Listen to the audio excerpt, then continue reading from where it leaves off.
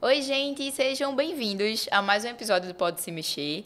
Para quem não me conhece, meu nome é Luísa, eu sou personal trainer e eu criei esse canal para a gente conversar sobre saúde, sobre exercício físico e principalmente sobre corrida. Aqui no Pode Se Mexer a gente traz muitas boas histórias e também muita informação. E aí hoje eu trouxe uma profissional incrível.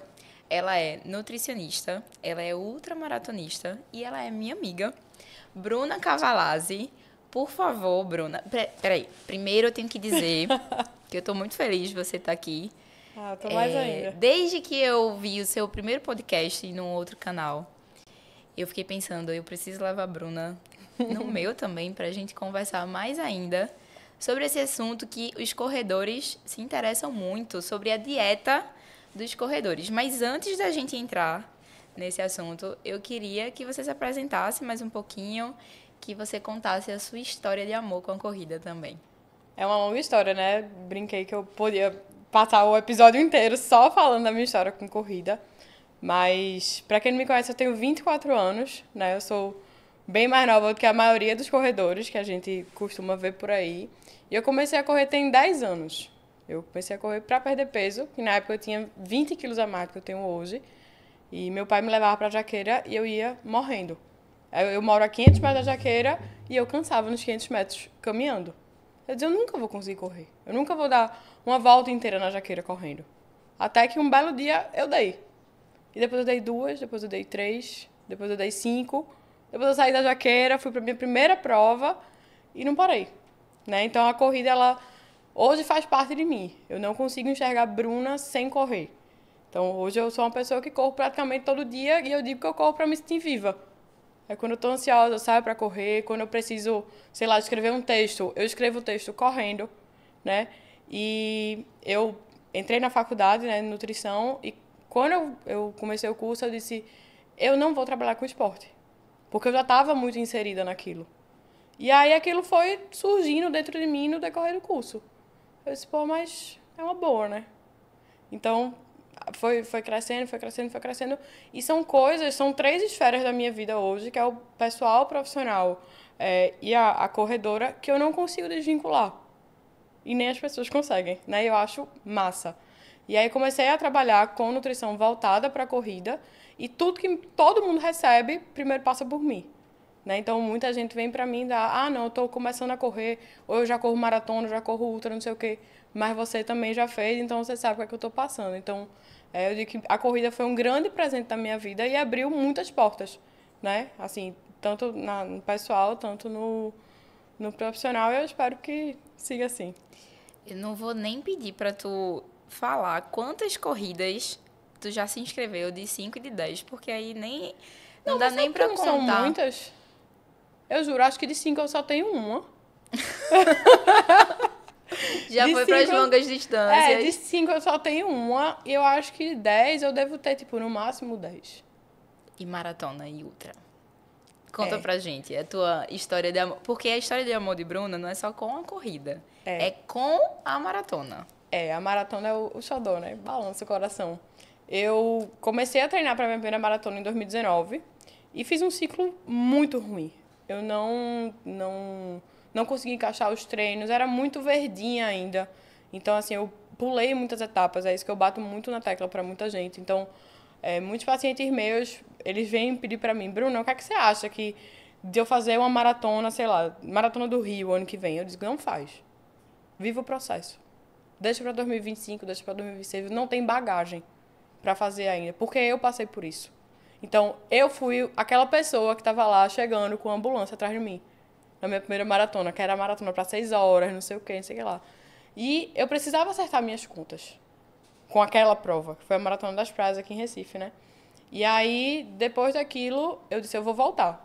Isso foi em 2019, 2020. E aí, em 2020, eu fiz o ciclo impecável. Eu disse, vai ser a maratona da minha vida. Fico toda arrepiada falando.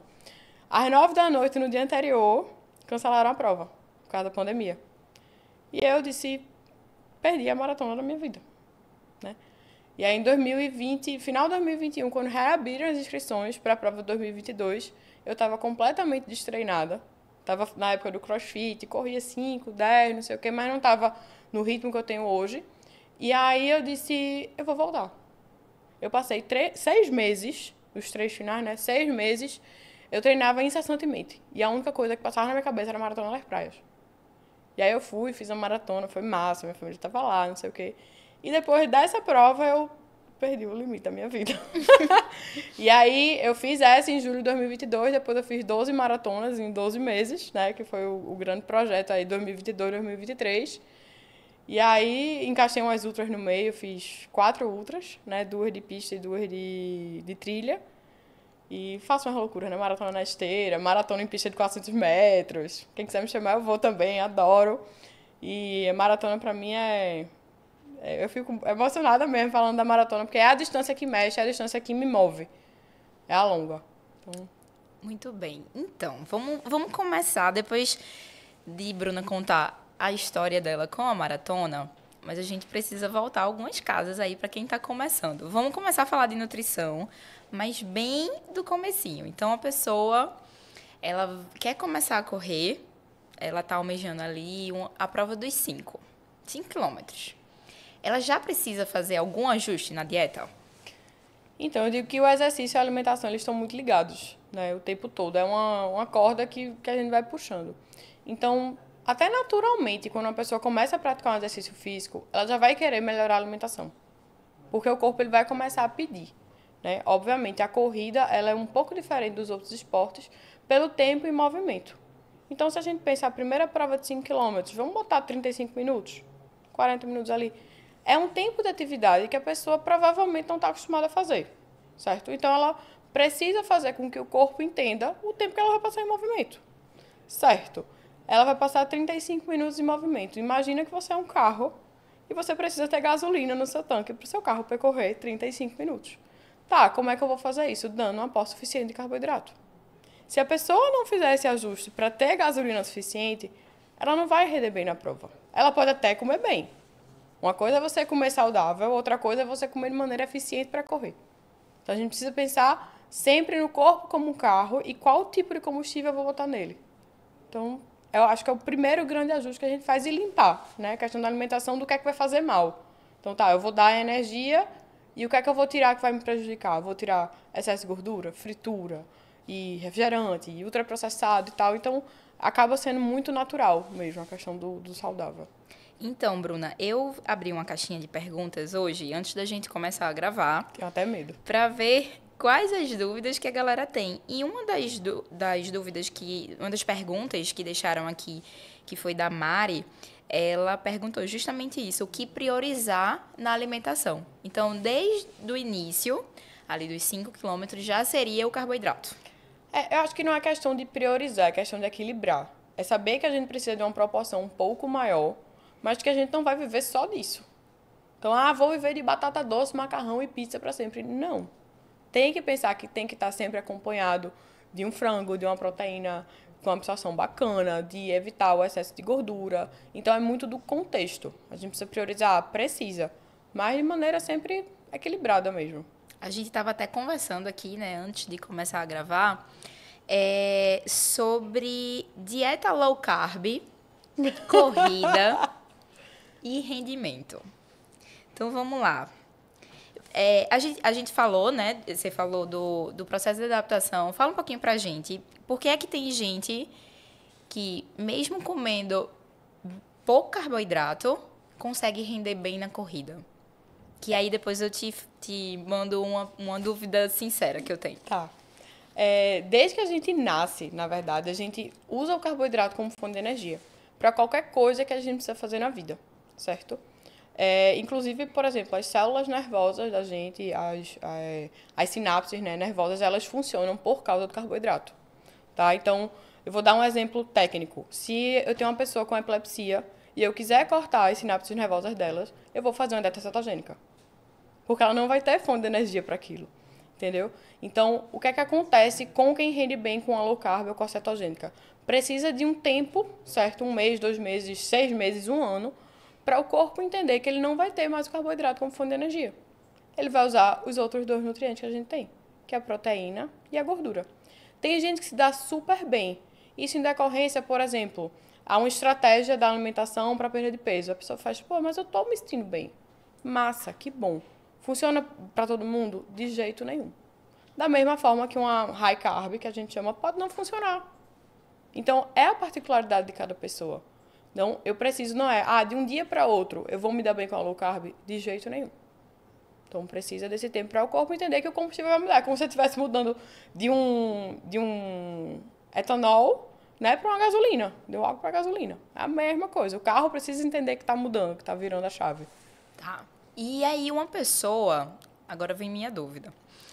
Uma pessoa que ela já está adaptada ali à dieta cetogênica, uma dieta com baixo volume de carboidrato. Dá pra gente dizer, se essa pessoa colocasse mais carboidrato na dieta dela, ela iria render melhor? Ou não dá pra dizer, não dá pra ter certeza? Não dá pra ter certeza, na verdade. Porque ela também vai precisar do efeito adaptativo reverso. Então, o rebote é muito grande para quem vem de uma cetogênica ou de uma low carb e começa a inserir o carboidrato. Porque você está mudando o combustível de novo. Então, não é tipo, a pessoa vive numa low carb, vive numa cetogênica, eu vou dar uma superdosagem de carboidrato e vou mandar essa pessoa para uma prova. Ela vai render bem? Não vai. Entendeu? Entendi. Mas o que é que acontece? A gente tem patamares de low carb, digamos. A gente tem 100% de nutriente que a gente consome, certo? A gente divide eles em porcentagem de carboidrato, proteína e gordura. Para enquadrar isso numa low carb, né, uma baixa de carboidrato, é abaixo de 40% do que você come. Então, pode ser 39,5% vai ser uma low carb já. Isso é fácil da gente conseguir. Tipo, muitas vezes a gente, num dia, tem um dia low carb. Mas a gente, mesmo assim, ainda consome uma alta quantidade de carboidrato. Entendeu? Então, para essa pessoa que vive nesse limiar mais pertinho, talvez funcione bem uma superdosagem. Eu faço muito isso com meus pacientes, que é alternar um dia ou outro.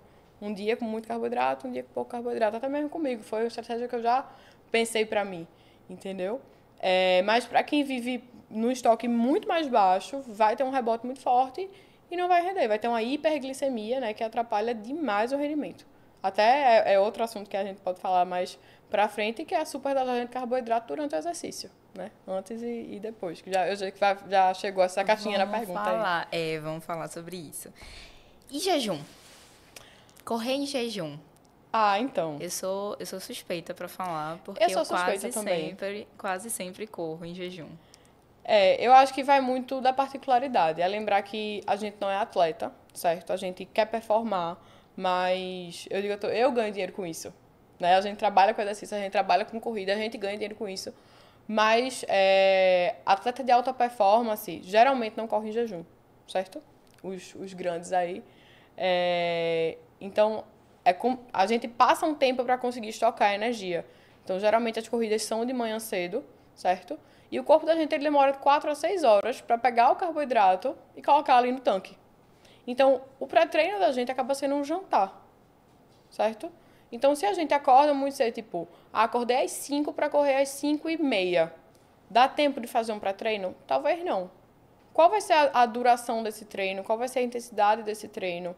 Se é por exemplo, uma meia maratona, um pré-treino faz sentido? Total. Porque ali eu sei que você vai querer performar. Mas é um treino de terça-feira que eu vou correr 8 quilômetros. Jantei bem na noite anterior, preciso comer? Provavelmente seu rendimento não vai ser afetado por isso. Existe também a sensação de cada pessoa, mesmo que aquele carboidrato, aquela refeição, me corrija se eu estou errada, mas mesmo que aquela refeição não vá dar energia, talvez a pessoa não se sinta confortável em correr com fome, entre aspas, com fome. E aí, ela teria uma indicação de comer antes do treino? Pode ser, mas eu acho que é tudo adaptação também, na verdade. Porque a fome, ela nada mais é do que uma hipoglicemia. A gente tem hipoglicemias naturais ao longo do dia, que é justamente o intervalo de uma refeição para outra, né? E pensando que na corrida a gente utiliza o carboidrato como fonte de energia, é óbvio que a gente vai ter uma hipoglicemia, a gente vai ter fome. Uma hora ou outra a gente vai ter fome. Mas pela liberação de hormônio, por endorfina, não sei o quê, nos 21 quilômetros, você não passa 21 quilômetros sentindo fome. Porque você tem tanta outra coisa para você prestar atenção, que você não vai prestar atenção na sua fome, né? E a gente pode controlar isso com a alimentação do dia anterior, que é justamente essa sensação de fome. Mas é uma coisa natural. Natural. É pensar que você não vai morrer, não vai desmaiar porque você tá com fome. Acho que é muito esse o medo, assim, de muita gente também, é de passar mal, né? Diz, vou passar mal, não posso correr de jejum porque eu vou passar mal. Eu digo, não vai não passar mal, não. Pode confiar. Bruna, tu falou aí que o carboidrato, ele demora ali um tempo pra ele virar de fato energia. Você falou de Isso. 6 a 8 horas, mais ou menos? 4 a 6 horas. 4 a 6 horas. Isso.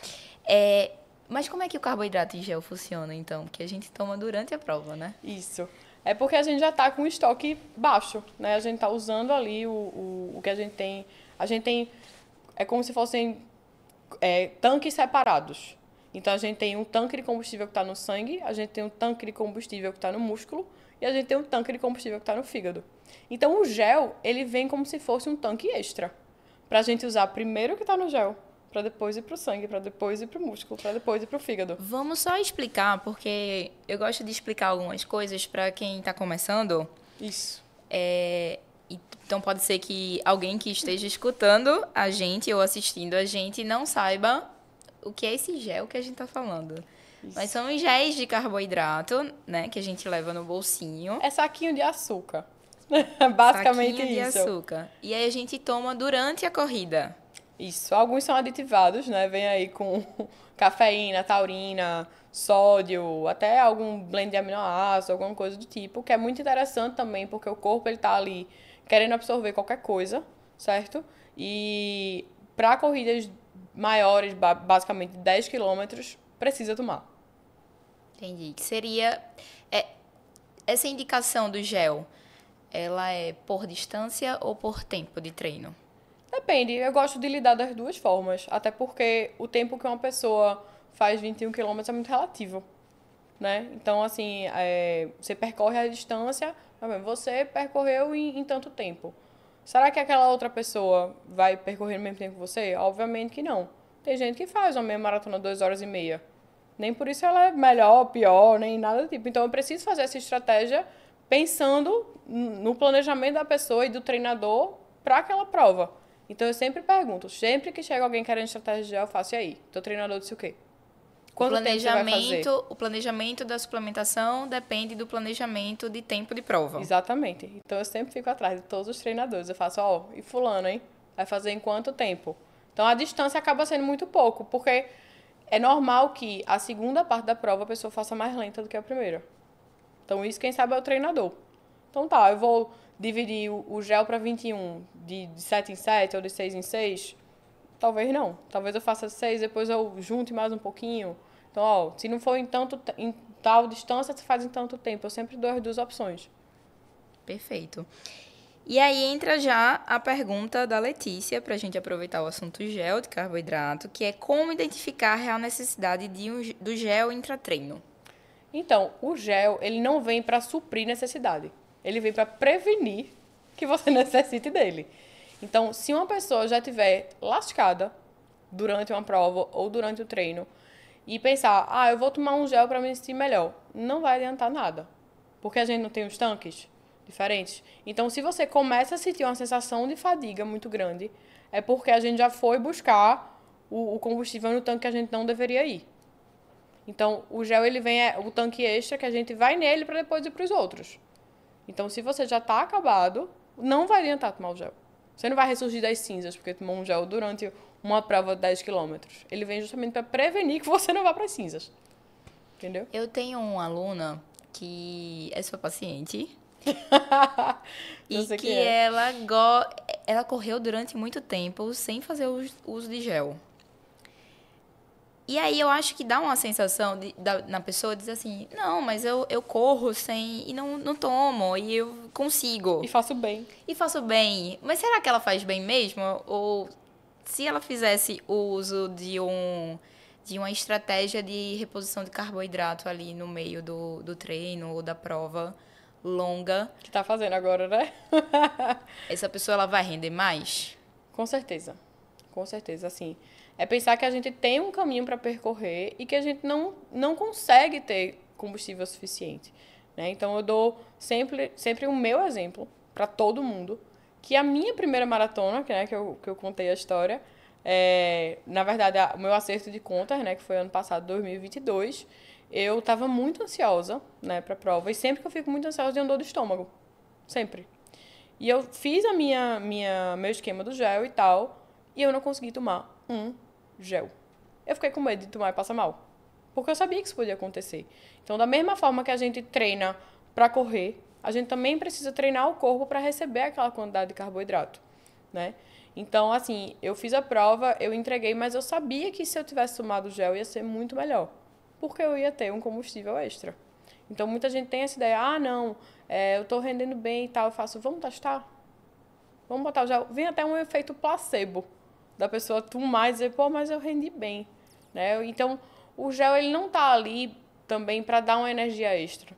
Ele tá para reduzir fadiga, para melhorar o tempo de recuperação, para fazer com que você não saia da prova e vá pro centro médico, entendeu? Então, muita gente pensa que vai ter uma energia extra, quando na verdade não é só o intuito do gel. Tem muita coisa ao redor, entendeu? E aí é que mora a performance. É você terminar uma prova e conseguir treinar, terminar a prova no sábado e conseguir treinar segunda e terça.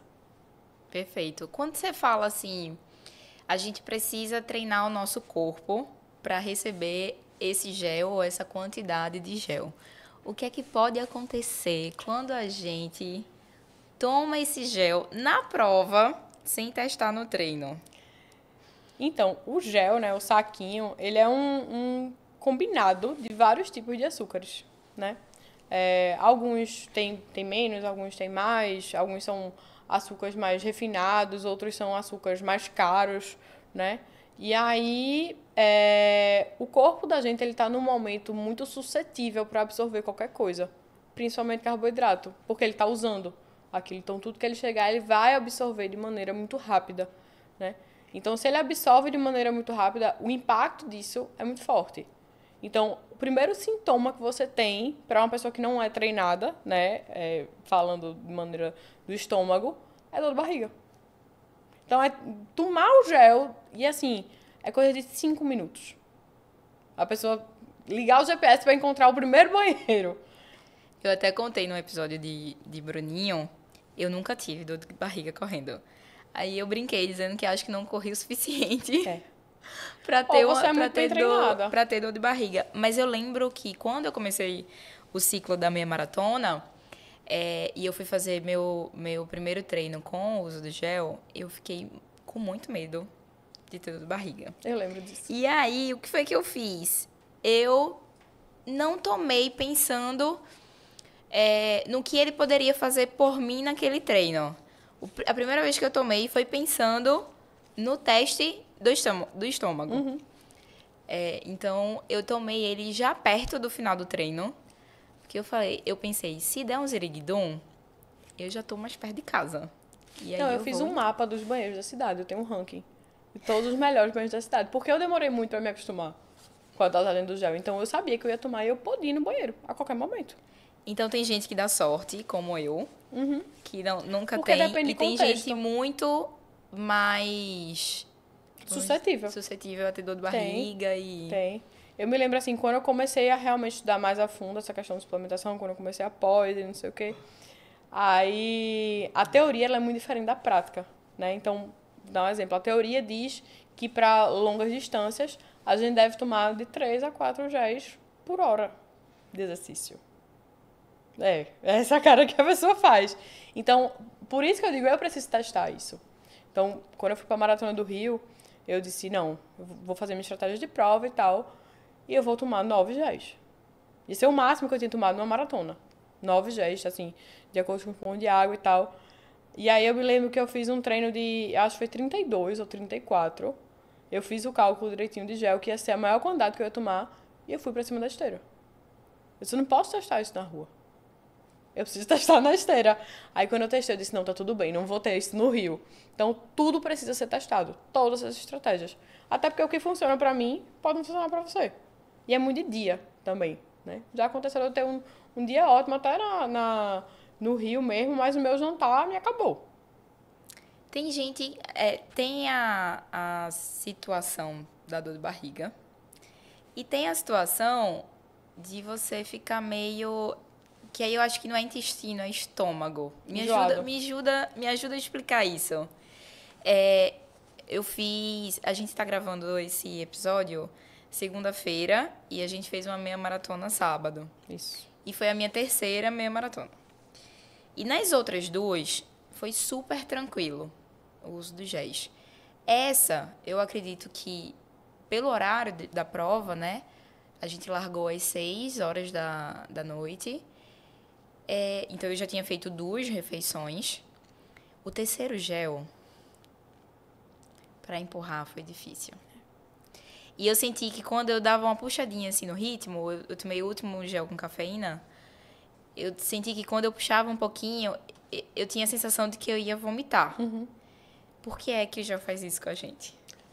É normal, né? Assim, primeiro pelo horário da prova. É um horário que não é muito frequente. Acho que não só aqui em Recife, né? Mas acho que no mundo inteiro. Não é comum ter prova no começo da noite. Então, você falou muito bem. Você já tinha 2 refeições. Então, eu também tinha... Eu almocei meio-dia. Porque a minha digestão é muito lenta. Eu sabia que se eu almoçando meio-dia para largar às 6, fazendo uma conta rápida, e mesmo assim eu ainda corri meio, sabe? Com aquela sensação de ter alguma coisa ali no estômago. Porque, querendo ou não, quando a gente vai, janta e vai correr no dia de manhã, o corpo da gente, a gente tá dormindo, tá, mas ele tem a noite inteira para fazer a digestão. E durante o dia, talvez essa digestão não aconteça da maneira que acontecesse à noite. Então, é um acúmulo de fatores, né? E o gel, pela concentração, ele faz você ficar enjoado. Porque é muito açúcar. É uma garapa. Então, você pensa, pô, eu vou tomar água com açúcar, vou tomar 3 vezes isso, no intervalo de meia hora. Você não vai ficar enjoado? Claro que vai. Você vai num laboratório fazer um exame de sangue, tem que fazer o teste da glicose, você fica muito enjoado. É a mesma coisa. Agora, imagine numa situação que seu corpo está fazendo um esforço danado. É óbvio que você vai ficar enjoado. Mas eu digo, gente, gel é remédio. Ninguém escolhe se vai tomar um remédio quando está com febre ou não. Tem que tomar. Então tá, não tem coragem para comer meia pizza antes de fazer uma meia maratona? Tem coragem para tomar os 3 géis? Não vai vomitar. Bruna, gel é a única opção? De jeito nenhum. Conta aí teus testes. Eu já testei de tudo nessa vida, né? A última que falta é o leite condensado, que eu ainda não encontrei. Mas estou na busca implacável dele. O leite condensado de bisnaguinha. De bisnaguinha. Gente, por favor, quem achar o leite condensado de Manda bisnaguinha... pra minha casa, é só mandar uma mensagem pra mim que eu dou o endereço. Manda pra Bruna. Pelo amor de Deus. Lembrando que a gente precisa de carboidrato, né? E a principal fonte de carboidrato da gente, a mais conhecida também, são os açúcares. Tudo que a gente come de carboidrato, seja um açúcar branco ou seja uma batata doce, uma hora ela vai se transformar em açúcar, glicose. Então, o carboidrato em gel, ele vem com outras coisas também, né? Que ajudam na performance, como eu já falei, cafeína, taurina, aminoácidos e tal. Mas a gente precisa de açúcar. Tem gente que não se dá bem ou não gosta do sabor, né? Então, a gente tem opções também muito mais baratas para fazer essa suplementação. É justamente por esse ponto que eu resolvi fazer essa pergunta, né? Porque eu acho que a corrida já tá virando uma coisa que as pessoas têm a sensação de que gasta tanto dinheiro. E aí eu acho que isso é uma coisa que a gente pode falar para não ser mais um ponto de, além de tudo que eu teoricamente preciso, entre aspas. A gente vai ter um episódio aqui no Pode Se Mexer sobre isso, que eu vou conversar sobre isso. Vamos democratizar a corrida, né? Vamos baratear a corrida. Vamos baratear. Então, porque não é caro. É o que eu costumo... transforma. A gente transforma. É o que eu costumo dizer. Eu não posso ser hipócrita. O gel que eu mais gosto custa R$14. Mas eu sei que não é a única opção. A suplementação que eu mais gosto é a bananinha, que custa R$2,50. É o que eu me dou melhor. Eu fiz maratona já, assim, na ultra que eu fiz. Foi basicamente com bananinha, doce goiaba, rapadura e nego bom, eu e o Jeffter. A gente ficou alternando e tal. E ele tomou 2 géis e disse, eu quero só a bananinha. Eu disse, tá, não tem problema nenhum. Mas é lembrar que aquele açúcar ali, ele tá puro, certo? Uma bananinha, um doce de goiaba, um doce de leite, leite condensado, jujuba. É o açúcar branco, é o açúcar que tem na casa da gente. Então, ele vai entrar sozinho no corpo da gente. Então, ele vai absorver ainda mais rápido. Um gel, ele vem um combinado de açúcar. Então, é como se a absorção, ela é rápida, mas a liberação, como fonte de energia, é mais lenta. Por isso que ele é mais caro, porque ele é inteligente. É como se fosse um pacotinho de inteligência para você performar. Mas o açúcar, ele não faz o mesmo papel, óbvio, porque ele tá ali sozinho, né? mas ele é tão eficiente quanto. Só o tempo e a quantidade que você vai precisar tomar vai ser um pouco maior. Mas se você toma 3 géis para fazer 21, se você fosse comer doce de banana, provavelmente você ia precisar comer 4, 5. Toma gel de 40 minutos. Tá, um doce seria de 25 a 30. É mais ou menos esse o cálculo. Perfeito. Só para a gente encerrar aí o assunto dentro do assunto carbogel, tem uma pergunta que ficou aqui na caixinha, que é: o carbo em gel na largada, mesmo com pré-treino, é sempre uma boa? De jeito nenhum. Olha, tudo na nutrição e na corrida, a gente tem que esquecer o sempre. Porque é tudo de dia, tudo de momento, né? Então, eu precisaria ver o pré-treino, né? Obviamente, mas eu imagino que ou seja um pré-treino sólido, né? Sei lá, uma banana com mel, ou um pré-treino que a gente faz, que já vem uma dosagem de carboidrato, que a gente compra, né? Que vem uma dosagem de carboidrato, com cafeína, com não sei o quê. Mas o carboidrato, dependendo do intervalo entre um e outro, talvez seja muito, certo? O que é que eu, Bruna, faço? Eu vejo o tempo que a pessoa vai levar para sair de casa e o tempo que a pessoa vai começar a correr. Então, a corrida que a gente fez antes de ontem, a largada era às 6. Eu saí de casa às 4h30, sei lá, perto das 5 horas. Então, eu tinha 1 hora da minha casa para a largada, né? Então, foi mais ou menos o que eu programei para todo mundo. Quem quisesse comer, comeria 1 hora antes. Eu calculei direitinho o que a pessoa precisava comer e fazia o gel. Mas, por exemplo, você vai sair de casa, vai comer, para em 5, 10 minutos começar a treinar, vai tomar um gel? De jeito nenhum.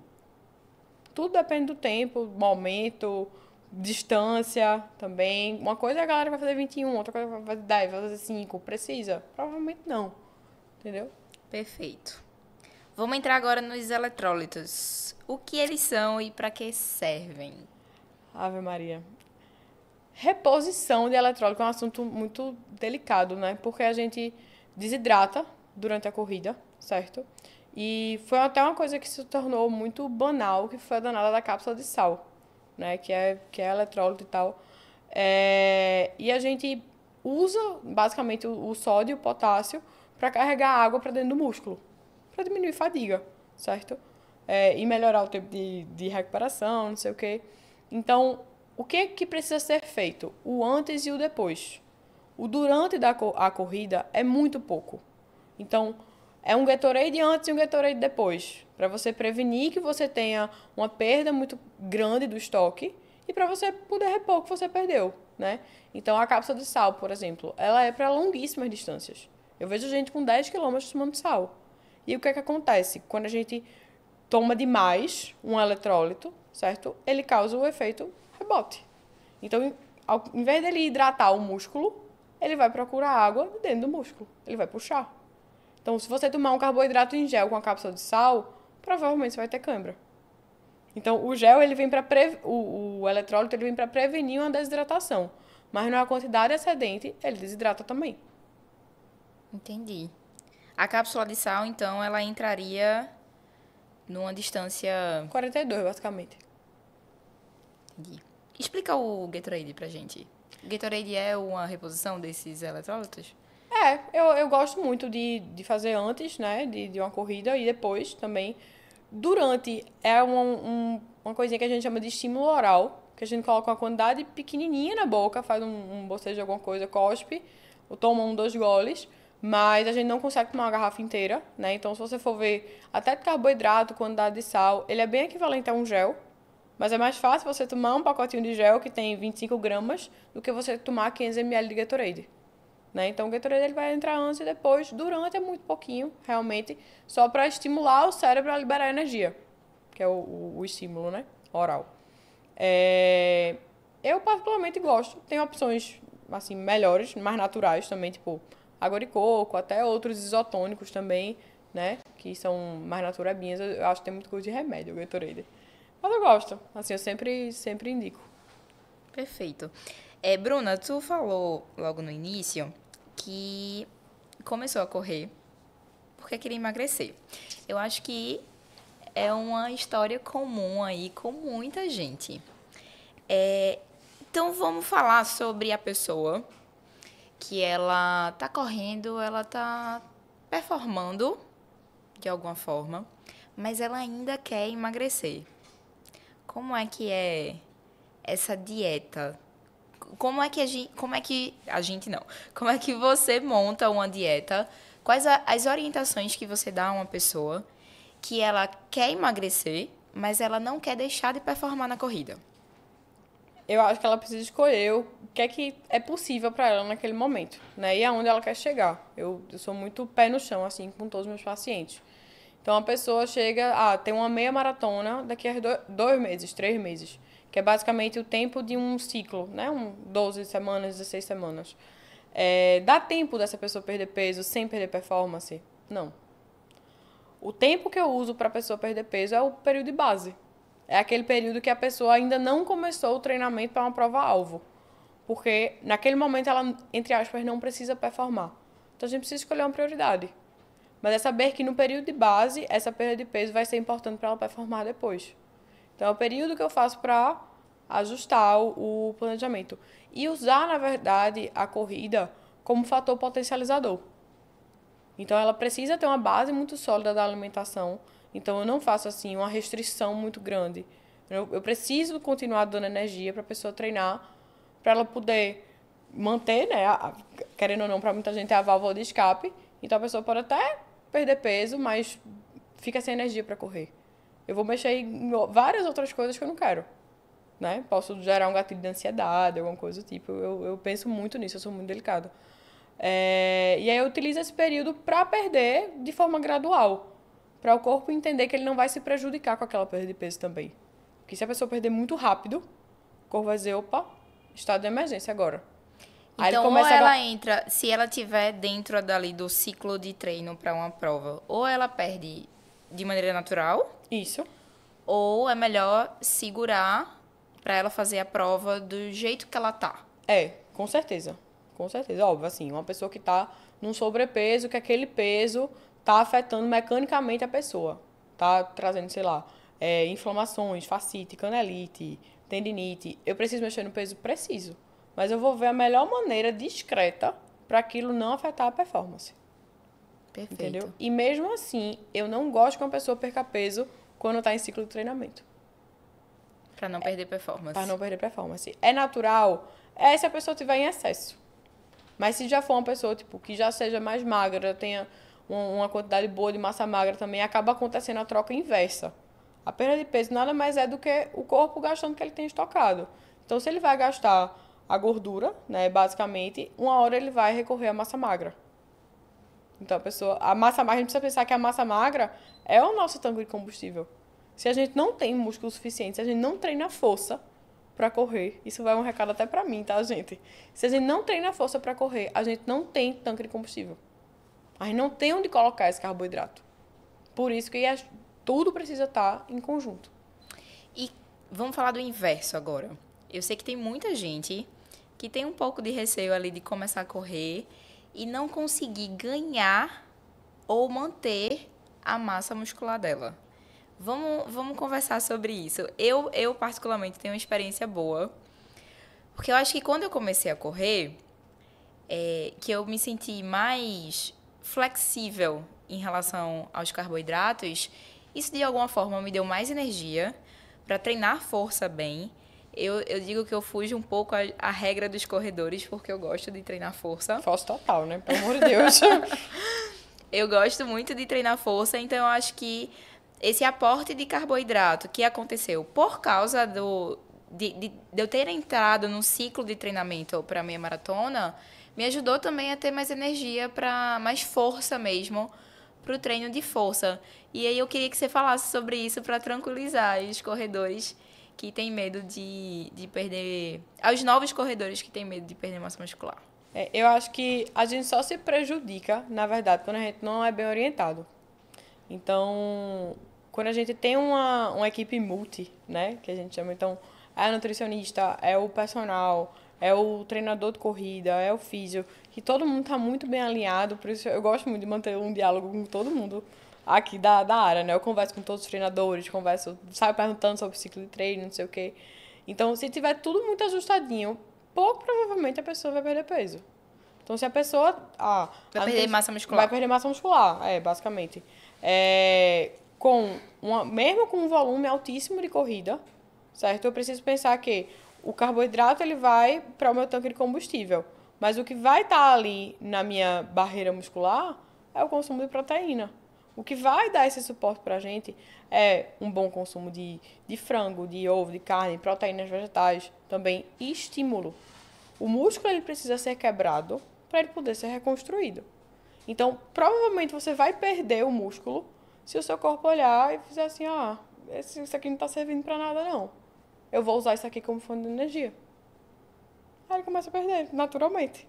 Então, se ele entende, ele está sendo quebrado, estou treinando força, eu estou comendo bem, ele está se regenerando, eu posso crescer ele.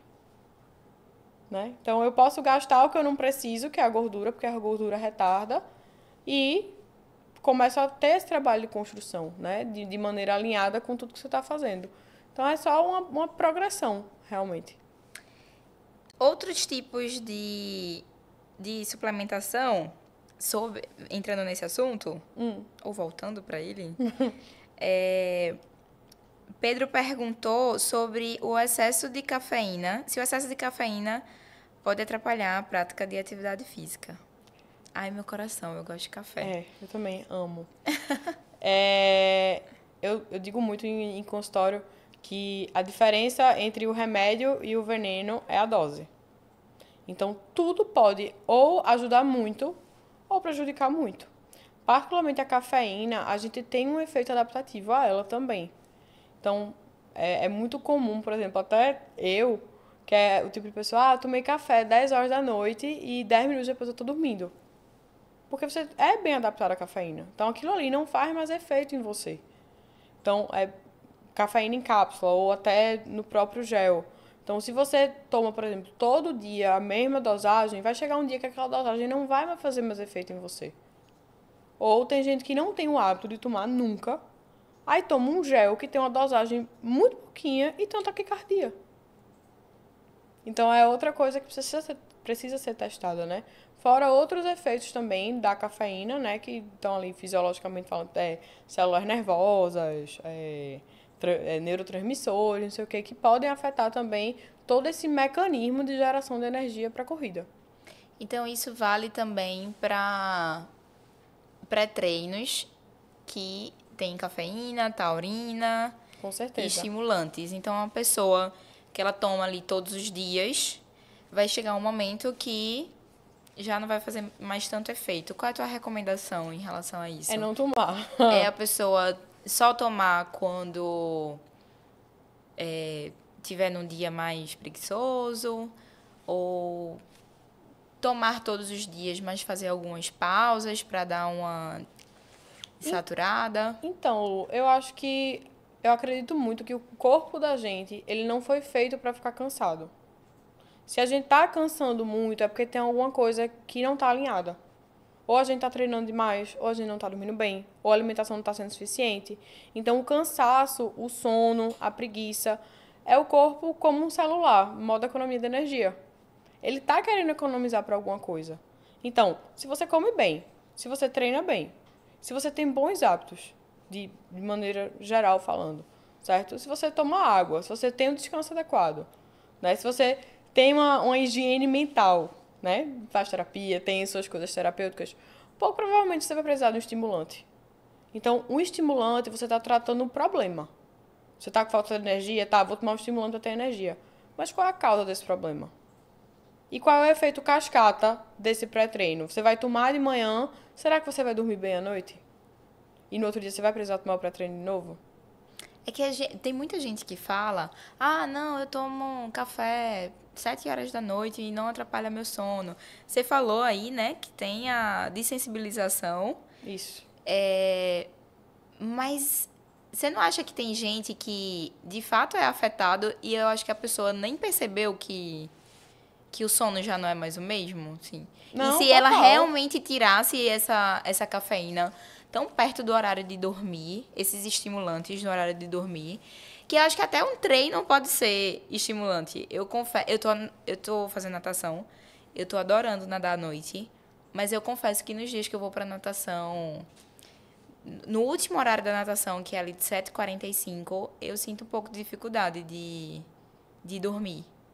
E aí, isso combinado a um café, depois do horário do almoço, acho que tá afetando o meu sono. Não, eu acho que super pode afetar, assim. E eu acredito muito que todo mundo é diferente. Então, por exemplo, eu sou ao contrário. Eu sou uma pessoa que eu rendo super bem à noite, certo? Então, o horário que eu mais trabalho é à noite. Final da tarde, noite é o horário que eu tô, tipo, de manhã eu tô morta. Então, eu prefiro, quando eu treino à noite, quando eu escolho, né, treinar à noite, meu sono é perfeito. E muitas vezes, se eu treino de manhã, eu passo o dia com sono. Porque eu já gastei uma energia ali, entendeu? Com sono não, mas fico mais fadigada. Então, eu acho que a pessoa precisa se entender muito, sabe? Precisa ter uma autocrítica também. Tipo, o que é que eu tô fazendo bem e o que é que eu tô fazendo mal. Então, A gente tava até conversando antes de começar a gravar. Essa meia maratona que a gente fez há 2 dias atrás, ela foi a minha melhor meia maratona em relação ao tempo, né? E existe todo um contexto envolvido nisso, né?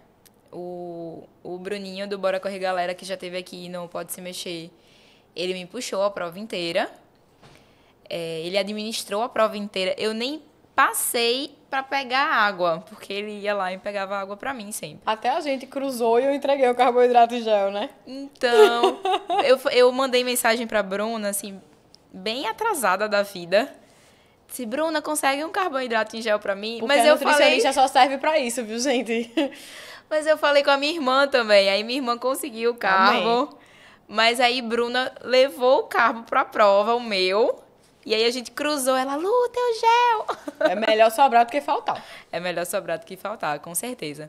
Mas a gente tava conversando que meu tempo foi massa, eu fiquei super feliz. Bruninho me puxou ali na prova, mas eu fiquei pensativa. O horário, é um horário que eu não costumo treinar, né? 18 horas, o horário de largada. Eu já tinha feito 2 refeições, então eu tava meio pesada. Eu tava até falando pra Bruna que eu sentia um pouquinho de desconforto gástrico, sabe? O último gel que eu tomei, eu achei que eu fosse vomitar mesmo. Então, eu fiquei pensando, cara, se fosse de manhã... também tem outra coisa. Depois do Pode Se Mexer, eu tô com tanta coisa na vida pra dar conta. E eu falei pra Bruna, as últimas semanas, eu não tô dormindo tão bem. E minha alimentação também não está... Já esteve melhor. E aí a gente fica pensando, né? A alimentação, eu acho que Bruna vai concordar comigo, ela é um pilarzinho que tá ali, que se soma a outras coisas e que compõe a performance. Isso. Então, tem a alimentação, tem o sono, tem o treinamento, tem o controle do estresse. E quando a gente vai somando todos esses tijolinhos, é que a gente... É o que envolve a performance, até como você tá no dia, com quem você tá no dia. Porque, de fato, você correr com uma pessoa... Principalmente se essa pessoa correr um pouquinho mais que você. Ou nem sempre. Você correr com alguém, às vezes pode fazer uma pessoa performar mais. E quando você consegue alinhar muitos fatores, não necessariamente todos, né? Porque, vamos falar sério. Não dá, né? A vida é complicada. Mas eles precisam estar linkados. E eu acho que quanto mais fatores desse tipo a gente consegue alinhar, mais confiança a gente tem para uma prova. E aí, naturalmente, depois da prova de sábado, de 2 dias atrás, eu fiquei pensando, e se eu tivesse comendo melhor do que eu estou comendo hoje? Se eu tivesse feito, talvez, um ciclo de treinamento para essa meia maratona mais bem feito, que eu sei que eu poderia ter feito. Se eu tivesse dormido melhor, se eu tivesse escolhido uma prova de dia e não à noite, o que é que teria acontecido, né? Mas foi interessante porque a Bruna trouxe outra perspectiva. Pode ser que não. Às vezes a gente cria expectativa, né? A gente faz tudo tão bem feitinho e aí a gente cria uma expectativa para ir nessa prova e ir super bem e às vezes não vai. E que acaba sendo... Assim, a gente olha muito pra frente, né? A gente investe muito, né? Emocionalmente, espiritualmente, naquele momento pra performar. Mas talvez o corpo não estivesse preparado para aquilo, né? Então eu tenho certeza que na prova você deu o seu melhor que você podia dar naquele momento. E é muito isso que eu trago também para a galera que eu converso, para meus pacientes e tal. O que é que você pode fazer? O quanto você está disposto a fazer nesse momento, né? Tá, fazer... Ah, eu não quero fazer isso, eu não quero pesar comida, eu não quero acordar cedo para treinar, eu quero treinar 2 vezes por semana, não sei o que eu faço. Tá, você vai fazer 50%. Não faça 50% pensando que você vai ter 100% dos resultados. Então, é muito aí que mora a frustração. É você pensar no que você não fez achando que você fez. Então, você sabe exatamente o que você não fez, por isso que você não está frustrada. Você sabe, não fiz, mas foi massa. Muito pelo contrário. Eu fiquei o tempo todo dizendo que achava que não ia conseguir fazer, né, em 1h52, porque justamente por causa disso. Eu não tô dormindo bem, eu não tô me alimentando. Então, superou as minhas expectativas nesse sentido. Me surpreendeu. Então, muita gente chega pra mim e fala, Bruno, porque você corre muito, porque performa, porque faz isso, porque aquilo. Eu faço, gente, eu sei o momento que eu tenho que abrir mão de algumas coisas.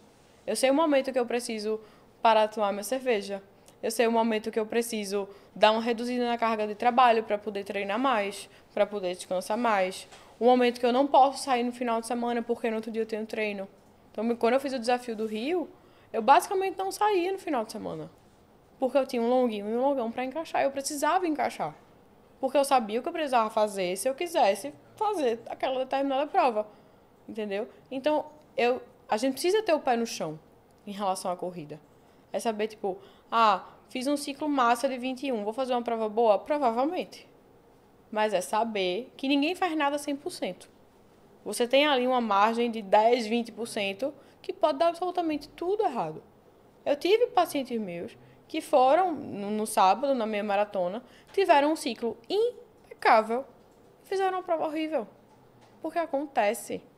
Como eu tive pacientes que não fizeram nada durante o ciclo, chegaram, juro, paciente meu que testou carboidrato em gel na semana da prova.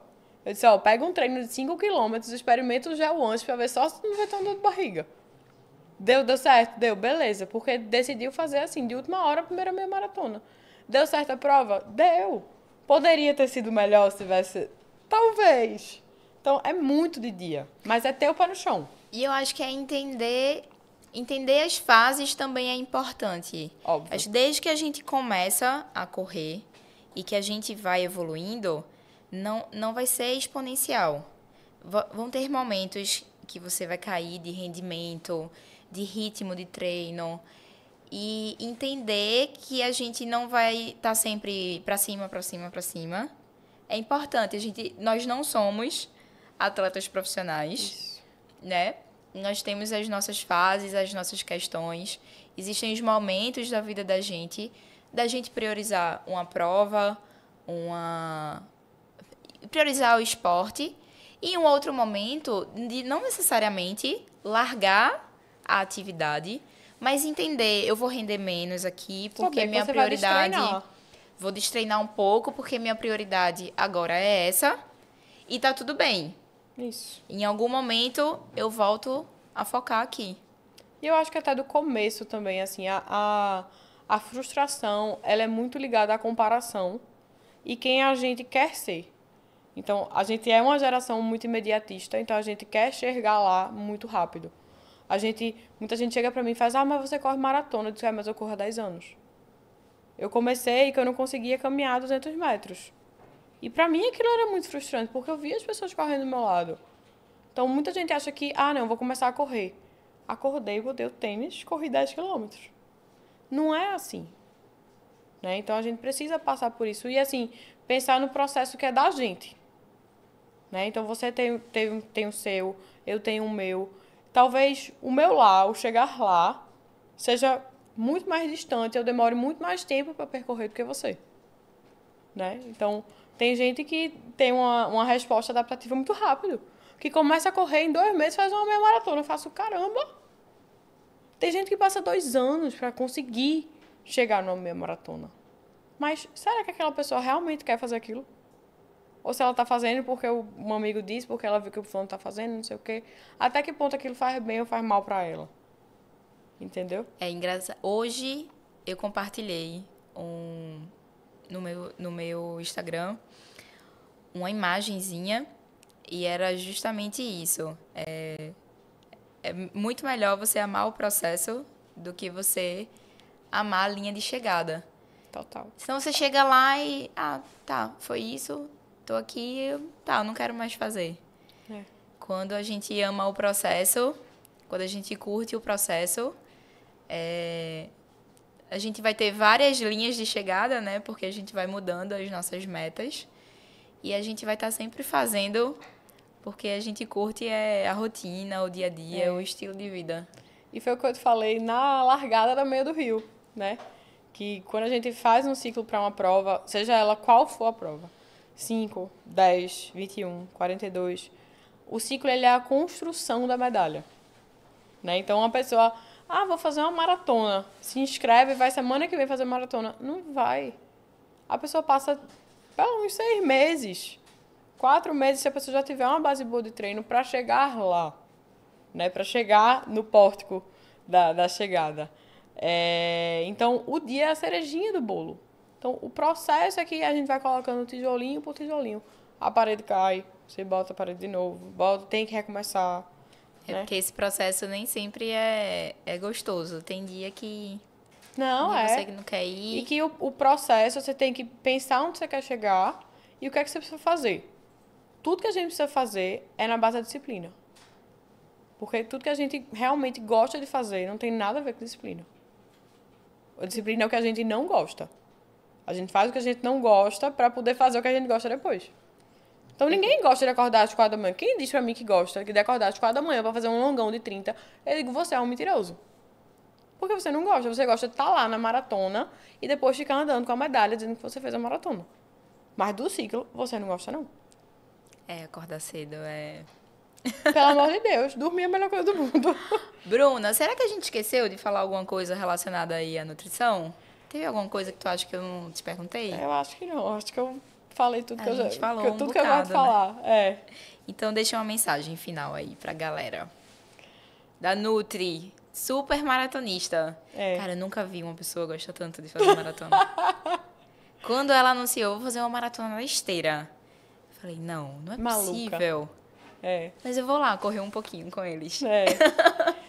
Eu acho que a corrida, ela é um grande fio condutor de muita coisa, né? Ela pode se tornar um grande fio condutor de coisas boas e coisas ruins, né? E esse fio condutor, eles são processos. Então, ele tem o processo do treino, o processo da alimentação, o processo do descanso. E a gente precisa acreditar nesse fio, né? Então, assim, eu digo que eu fui escolhida para ser nutricionista, né? A profissão me escolheu e eu fui escolhida para correr também, né? Então, a corrida ela foi esse grande fio condutor na minha vida, mas que se eu não acreditasse que eu pudesse chegar, eu não estaria em lugar nenhum, né? Então, o que falta em muita gente também é acreditar um pouquinho. Acreditar que pode correr, acreditar que pode acordar cedo, que vai correr 5 km, que vai correr 10, né? Muita gente diz, não sou capaz de ter uma alimentação regrada. A primeira pessoa que precisa acreditar é você. Então, a gente está aqui como uma rede de apoio. Eu, você, os outros treinadores, fisioterapeutas. Mas se a pessoa não quiser chegar, ela não vai chegar a lugar nenhum.